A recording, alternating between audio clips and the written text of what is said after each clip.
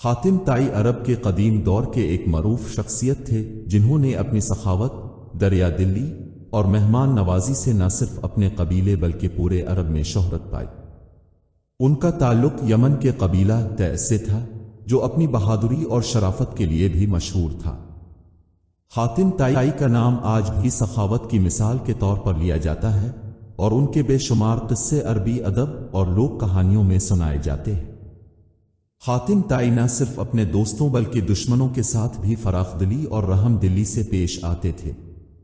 ان کے بارے میں مشہور ہے کہ ایک بار دشمن نے ان پر حملہ کیا اور حاتم طائی کے پاس مہمان تھے۔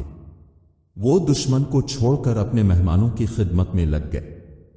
ان کا اصول تھا کہ مہمان کو عزت دینا اور اس کی ہر طرح سے خدمت کرنا، چاہے حالات کچھ بھی ہوں۔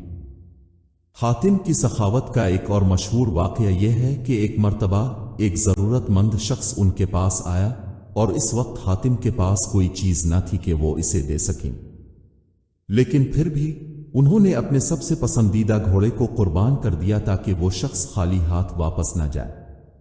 ان کی اسی بے لوث طبیعت کی وجہ سے لوگ انہیں عزت کی نگاہ سے دیکھتے تھے اور ان کا نام ہمیشہ احترام سے لیا جاتا ہے۔ حاتم طائی کی زندگی میں ایک خاص بات یہ بھی تھی کہ وہ اپنے قبیلے کی روایات کے سختی سے پابند تھے جو انصاف، مہمان نوازی اور سخاوت پر مبنی تھیں۔ ان کے پاس جو کچھ بھی ہوتا وہ دوسروں کے ساتھ بانٹنے میں دیر نہیں کرتے تھے۔ حاتم کا دل اتنا وسیع تھا کہ وہ اپنے دشمنوں کے ساتھ بھی نرمی اور انصاف سے پیش آتے تھے اور یہی ان کی عظمت کی ایک بڑی دلیل تھی۔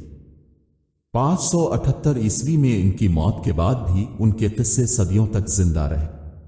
ان کی سخاوت کے واقعات آج بھی لوگوں کے درمیان بطور بیان کیے جاتے ہیں۔ حاتم طائی کی شخصیت اور ان کا طرز زندگی انسانیت، ہمدردی اور سخاوت کی اعلیٰ مثال پیش کرتا ہے اور ان کی زندگی کا ہر پہلو ہمیں درس دیتا ہے کہ انسان کو دوسروں کی مدد اور بھلائی کے لیے ہمیشہ تیار رہنا چاہیے، چاہے اس کی اپنی حالت کچھ بھی ہو۔